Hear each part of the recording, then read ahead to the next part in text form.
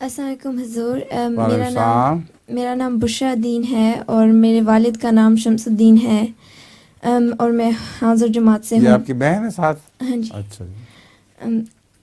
میرا سوال ہے، حج یا عمرہ کرنے جب لوگ جاتے ہیں وہاں ایک مقام ابراہیم ہے جہاں پر نفل پڑھے جاتے ہیں۔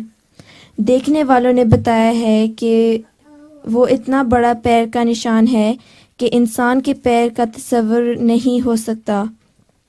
بعض کہتے ہیں کہ ہم نے وہاں نفل ادا نہیں کیے کیونکہ ہمارا دل نہیں مانا کہ ہم وہاں نفل پڑھیں۔ حضور، میں پوچھنا چاہتی ہوں، کیا یہ جائز ہے کہ دل مانے تو نفل پڑھ لیں، نہ مانے تو نہ پڑھیں؟ یہ تو جائز ہے، مگر وہ جو مقام ابراہیم ہے اس کو لوگ غلط سمجھتے ہیں۔ جو جتنا بڑا پاؤں بتاتے ہیں وہ حضرت ابراہیم علیہ السلام کا پاؤں ہو ہی نہیں سکتا، تو بہت لمبا چوڑا پاؤں ہے اور وہ پتھر پر نقش ہے۔ حضرت ابراہیم علیہ السلام اتنے بھاری تو نہیں تھے کہ پتھر پر پاؤں رکھیں تو پتھر پر نقش آ جائے، یہ لوگوں نے بعد میں بنایا ہوا ہے۔